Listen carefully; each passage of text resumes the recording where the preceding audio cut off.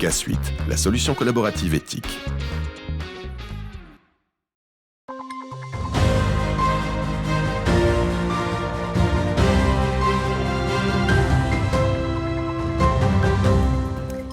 Bonsoir à toutes et à tous. Vendredi 23 février, ravi de vous retrouver. Voici les titres de votre 15 infos. Un charnier de bovins morts a été découvert dans un élevage haut-marnais. L'association L214 porte plainte. La halle de Vitry-le-François, entièrement rénovée, vit de nouveau au rythme de son traditionnel marché du jeudi. C'est un camion bleu qui propose des examens de vue réalisés par un opticien professionnel. Nous avons suivi l'une des consultations. Et en fin de journal, nous recevrons sur notre plateau le président du festival Photomontier pour aborder les affaires dites de triche derrière les clichés animaliers, des pratiques dénoncées par le média Reporter. Nouvelle révélation de l'association L214. Hier, l'organisme a diffusé sur les réseaux sociaux des images chocs prises dans un élevage haut-marnais. On y découvre 47 cadavres de bovins en décomposition. Regardez ce reportage signé la rédaction. Attention, certaines images peuvent heurter la sensibilité des plus jeunes. Des cadavres de bovins empilés à tous les stades de décomposition. Des amas de squelettes entiers et des corps en putréfaction. Ce sont les images chocs publiées ce jeudi par L214 après s'être rendues en début de semaine dans un élevage situé à Pralais, au sud de la Haute-Marne. Au milieu de ce charnier, 73 animaux vivants ont été comptabilisés, dont certains en mauvaise santé ou à l'agonie. Dans des bâtiments délabrés, ils vivent enfermés sur leurs excréments, sans accès à l'eau ni à la nourriture. L'association de défense des animaux a porté plainte auprès du tribunal judiciaire de Chaumont pour mauvais traitement et délit d'abandon et demande la fermeture immédiate et définitive de l'établissement. Sur place, il y a une quarantaine de cadavres de vaches, de veaux, mais aussi des animaux vivants, un veau à l'agonie, des vaches amaigries qui n'ont pas toujours accès à l'eau ni à la nourriture. Donc une situation catastrophique pour ces animaux. Il faut savoir que déjà l'été dernier, la gendarmerie avait été contactée pour aussi des cadavres retrouvés près de l'élevage, aux abords de l'élevage.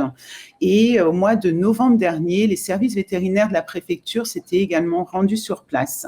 Mais visiblement, rien n'a changé. Et puis, ce qui questionne, c'est que ces cadavres, eh bien, ils sont en état de décomposition, de différents stades de décomposition. Et il y a des squelettes, des ossements, et il y a aussi des corps d'animaux morts récemment.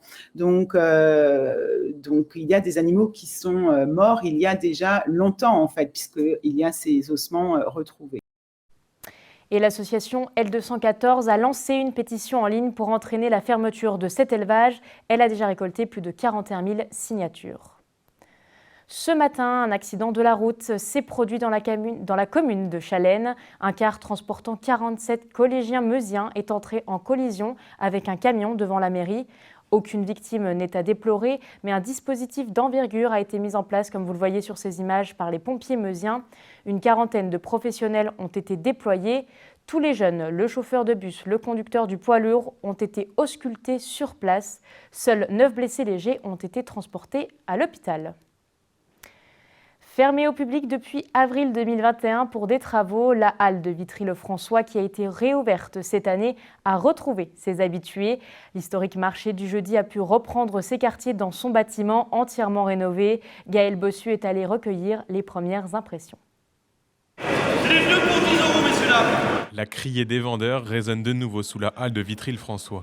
Le marché du jeudi a fait son grand retour à son emplacement historique. Après plus de 2 ans de travaux, c'est un retour qui était attendu. C'est un plaisir pour tout Vitry, c'est un plaisir aussi pour moi et l'équipe municipale parce que nous avons initié ce projet. Et puis c'est une fierté pour les Vitrias que de voir leur halle rénovée et se dire oui, on était à côté d'un patrimoine architectural, on ne le voyait pas forcément. Et aujourd'hui, on le découvre, on le redécouvre. La halle, en plus d'une réfection générale de ses 1500 mètres carrés, a été couverte en totalité par des vitres. Un jour comme aujourd'hui où la pluie tombe, la quinzaine de producteurs présents est enfin à l'abri. On est à l'abri des intempéries. Aujourd'hui, on peut le constater, c'est un temps pourri dehors, donc on apprécie fortement, même les clients. Ça peut ramener plus de monde parce que c'est fermé et puis c'est beaucoup plus agréable de faire ses courses au sec et dans des bonnes conditions, quoi. Édifiée en 1545 par François Ier, cette halle avait été détruite pendant la guerre, puis reconstruite en 1952. Élément central de l'histoire de Vitry, elle retrouve aujourd'hui sa grandeur et son marché. Ça redonne une autre dimension au marché. L'un des objectifs, c'est de redonner de l'attractivité, un boost au cœur de ville, au centre-ville, par la halle. Moi j'ai déballé ici depuis le début des années 80, sous la vieille halle. Bon, là c'est un renouveau, hein. Le seul souci c'est le bruit, c'est très bruyant. C'est difficile de tenir une conversation quand les gens parlent doucement. Autrement, non, c'est bien. Quelques adaptations pratiques restent encore à mettre en place, mais la halle fait l'unanimité. Lumineuse et spacieuse, elle est prête à accueillir les beaux jours et la grande saison des marchés. C'est un camion bleu qui s'installe plusieurs fois par mois sur le parking de votre supermarché. À l'intérieur, un opticien professionnel dispense un examen de vue gratuit. Alors qu'aujourd'hui, plus de 20 000 Français n'ont pas accès à un professionnel de santé, Simcare Lab entend lutter contre les déserts médicaux, notamment en Haute-Marne. Regardez ce reportage réalisé par la rédaction. À l'intérieur de ce camion bleu, Jacqueline effectue son examen de vue gratuit. C'est plus net là, que le premier. Cela fait 8 ans que cette bragarde n'a pas vu d'ophtalmologue, faute de rendez-vous. Charlène, opticienne professionnelle, se charge de vérifier la correction de ses lunettes et évalue ensuite la qualité de sa vue. Elle peut également effectuer un examen du fond de l'œil ou encore tester la pression intraoculaire. Après ce bilan complet, une ordonnance d'un ophtalmologue lui sera envoyée sous 72 heures. Ce camion Simcare Lab se veut être une solution simple et tout en un qui pallie le manque de médecins dans les milieux ruraux. Tous les patients qui viennent chez nous, une partie d'entre eux doivent aller voir d'urgence un ophtalmologue et grâce à notre action, on permet de les faire rentrer dans le cercle médical à nouveau. Après l'examen de vue, Jacqueline peut choisir sa nouvelle paire de lunettes. Sur les bons conseils de l'opticienne et de sa fille, le choix est très vite fait. Oui, j'aime bien. Hop, allez, hop. La bragarde repart finalement avec 2 paires de lunettes, dont l'une est prise en charge par le 100% santé. Elles lui seront envoyées directement chez elle sous 14 jours. Il y avait du choix, mais il y avait 2 qui me convenaient aussitôt, donc j'ai pas été 15 jours à les choisir. Très rapide, très professionnel, vraiment, franchement, je suis ravie. Chaque mois, les services Simcare Lab reçoivent 1 millier de personnes pour des examens de vue. Ce camion-là sillonne la région en passant par Joinville, Chaumont et Saint-Dizier. Avec ce dispositif, pas d'attente pour les rendez-vous, les patients peuvent téléphoner, se rendre sur le site web ou encore réserver leur examen via l'application. C'est peut-être une déception pour les bragards. Axel Clerget, médaillé d'or par équipe au JO de Tokyo, ne fera pas partie cette année de l'équipe tricolore pour les Jeux Olympiques de Paris. Sûrement un coup dur pour le judoka de Saint-Dizier qui rêvait de clôturer sa carrière sur un exploit à domicile. C'est une enquête que le média militant Reporter a publiée en novembre 2023. Comme de nombreux articles de ce journal, certains font grand bruit et celui-ci, réalisé par le journaliste Emmanuel Clévenot, a ébranlé notre territoire. Photographie animalière, la triche planquée derrière le cliché parfait, c'est le titre de l'article publié il y a quelques mois.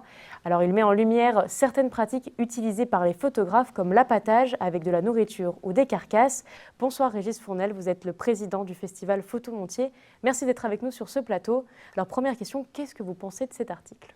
Oui, bonsoir. Cet article nous a un petit peu surpris. J'allais dire offensé au nom des photographes dont on connaît l'éthique et qui s'investissent énormément justement dans l'éthique de la photo, pour la plupart, et qui passent un temps considérable pour réaliser leurs photos. Mais je crois que si je peux insister sur la problématique qui a soulevé le problème, c'est l'affiche. Et l'affiche, c'est avant tout la réalisation d'une œuvre, donc qui est un petit peu différente des sélections qu'on fait pour le concours ou pour le festival. Alors justement, vous découvrez des milliers de photographies par an. Est-ce que ces pratiques sont connues par votre jury, par ceux qui sélectionnent ? Est-ce que vous approuvez ?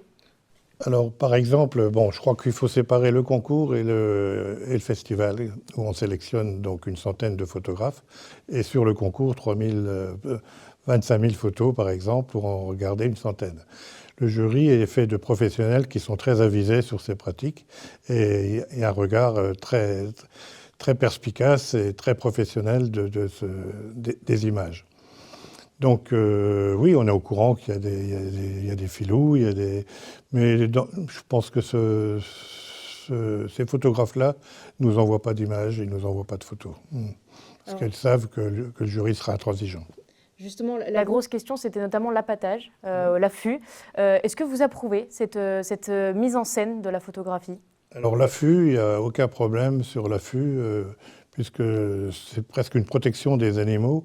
Ça permet de faire des photos sans aucun dérangement. Le pire, c'est de vouloir faire une photo extraordinaire en s'approchant au plus près des animaux, y compris des nids, par exemple, pendant que les mères couvent, etc. Ça, c'est un gros dérangement qu'on évite et qu'on élimine d'emblée dans nos sujets. Par contre, l'appâtage, c'est plus compliqué. Mais en ce qui nous concerne, dans le cas présent, c'est l'appâtage qui n'est pas un appâtage. C'est-à-dire que les loups avaient pour nourriture un renne mort naturellement, qui avait été déplacé, c'est certain, mais qu'il n'y a pas eu d'animaux tués et déplacés en quantité pour permettre de faire ce film. Et ces photos qui ont duré quand même 80 jours d'affût, avec des dizaines de jours sans voir un animal, ce qui prouve que l'appâtage ne fait pas tout. Justement, pour simplement le rappeler, on parle donc de cette affiche d'Olivier Larrey qui a été particulièrement pointée dans cette enquête de reporters qui met en scène un loup et un ours, c'est ça? Et donc vous expliquez que derrière, effectivement, c'était une mort naturelle d'un cerf qui a attiré les animaux devant le photographe, c'est ça? C'est ça. Alors justement, on parlait du jury tout à l'heure. Si on repart sur le côté concours, le jury, quels sont les critères? Jusqu'où le photographe peut-il aller dans la mise en scène et dans la retouche de la photo quand il la présente au concours?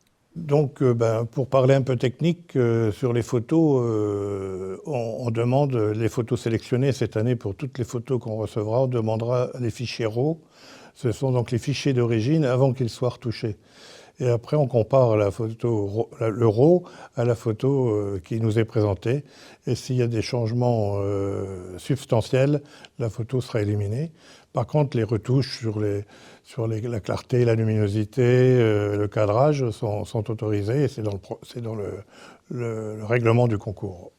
Alors justement, cette année, il y a les RAW. Est-ce que c'est possible d'imaginer peut-être une charte à faire signer par les photographes qui reconnaissent le bien fondé de leurs photos, par exemple?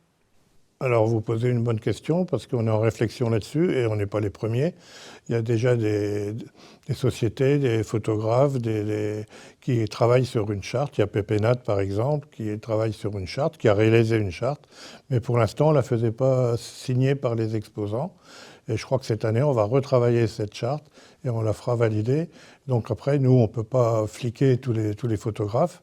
Mais par contre, ils engageront leur honneur en signant cette charte. Alors, signer une charte, c'est une possibilité. Est-ce qu'il y a d'autres choses à pouvoir mettre en place en tant que festival de photos animalières ou est-ce que, selon vous, c'est compliqué de suivre les faits et gestes d'un photographe? Je crois que c'est totalement impossible. Mais on connaît... Pour la plupart, on connaît les photographes. Bon, il y a beaucoup d'amateurs qu'on ne connaît pas, mais les amateurs sont souvent respectueux. Ce sont des naturalistes et par définition respectueux de l'environnement, des espèces et de la nature en général. Donc on fait la confiance, mais signons la charte comme tout le monde. Je pense que là, on ne peut pas faire plus, ou alors on ne fait plus de festival. Dernière question, est-ce que mettre en avant des photos du coup, qui sont finalement mises en scène ou un petit peu retouchées, ça peut ébranler la profession selon vous? Ça peut ébranler la photographie animalière? Non, pas du tout, parce que c'est l'évolution de la photo dans tous les domaines, c'est pas seulement dans la photo animalière. Je pense qu'une photo, elle est retouchée, que ce soit dans les magazines de mode, dans la presse d'actualité, à Visa pour l'image, dans le photojournalisme, toutes les photos sont retouchées inévitablement. Mais comme je vous ai dit tout à l'heure, il faut que les retouches soient substantielles, quoi. Mais sinon, je crois que la photo a encore de beaux jours devant elle, la photo animalière. Par contre, il y a peut-être un souci à venir, c'est l'intelligence artificielle. Et là, je ne sais pas comment on pourra gérer ça. Eh ben, on va clôturer là-dessus. Merci d'avoir été avec nous ce soir, en tout cas. D'accord, merci. C'est la fin de votre journal. Merci de nous avoir suivis sur Puissance Télévision. Tout de suite, la météo. Quant à moi, je vous souhaite une bonne soirée. Toute l'actualité en continu à retrouver sur notre site internet et notre application mobile. Retrouvez-nous également sur les box internet Orange, Free et Bouygues Télécom.